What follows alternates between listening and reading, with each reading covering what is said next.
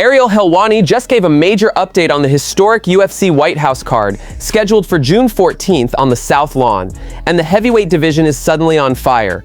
According to Helwani, there have been discussions about booking Alex Pereira against Jon Jones in the main event. This would mark Pereira's debut at heavyweight after he officially vacated his light heavyweight title earlier this week, clearing the path for Jiří Procházka to face Carlos Ulberg at UFC 327 in April.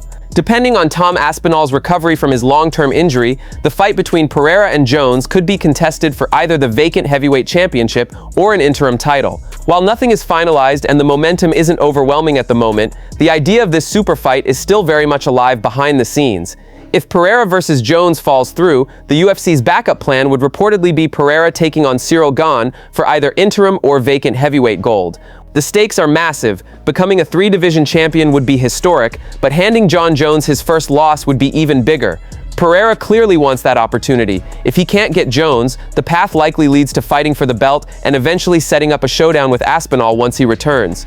Right now, it looks like we're headed toward either Alex Pereira versus Jon Jones or Alex Pereira versus Ciryl Gane.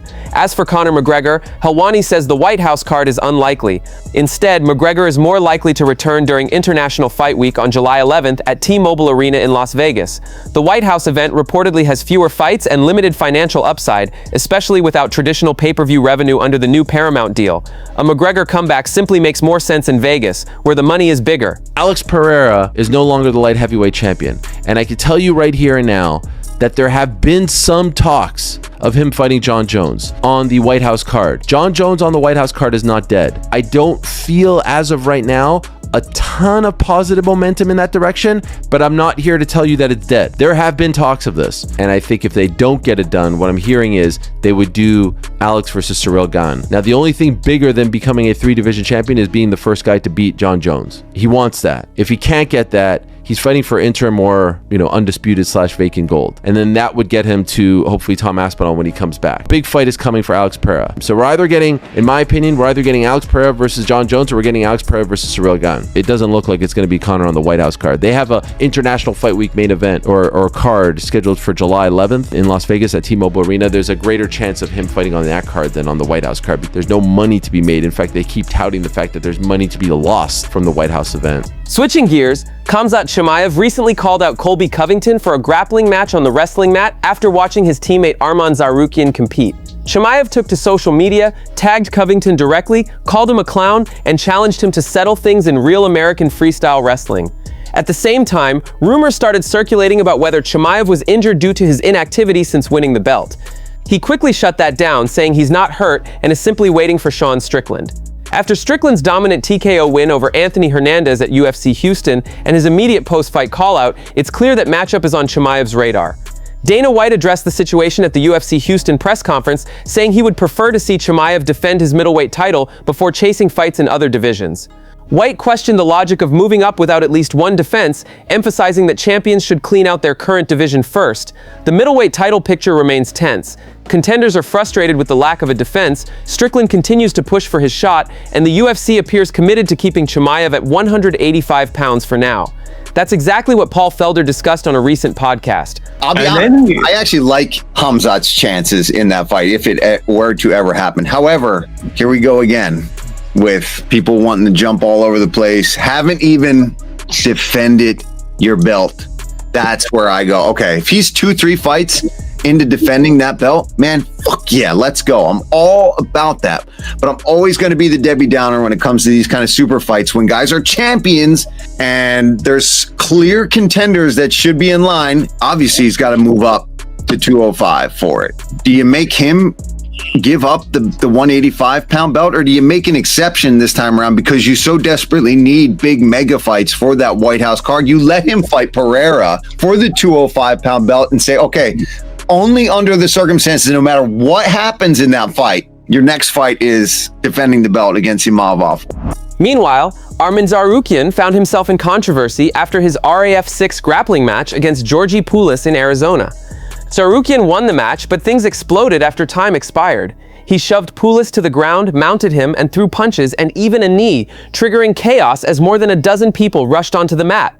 The match had already been heated with rough exchanges and slaps throughout. Poullas later claimed Tsarukyan's takedown was actually a push-out and that his points came from penalties. He also said his brother and 62-year-old father had to step in to protect him from Tsarukyan and his team. Dana White reacted on Instagram, commenting under a post about the incident with visible frustration. The situation adds to Tsarukyan's history of post-fight drama and could impact his standing as he continues pushing for a UFC lightweight title shot. The brawl quickly went viral, with fans debating whether Tsarukyan lost control again or if Poullas provoked the incident.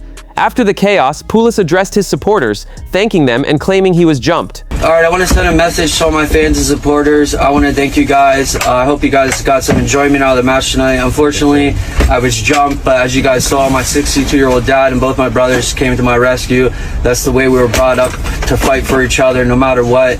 We're outnumbered by like 12 Armenians, and they came out there running, fighting with me, fighting for me. So that's fucking love. That's how we were raised. To Arman, you're a little bitch. And by the way, if you guys watch the match, I'm the only one that got a takedown. He got pushed out and a couple penalty points. I'm still the champ, baby. Now over at welterweight, Kamaru Usman is fully focused on a title showdown with Islam Makhachev. Speaking on his Pound for Pound podcast alongside Henry Cejudo, Usman confidently stated that this is the biggest fight the division can make right now.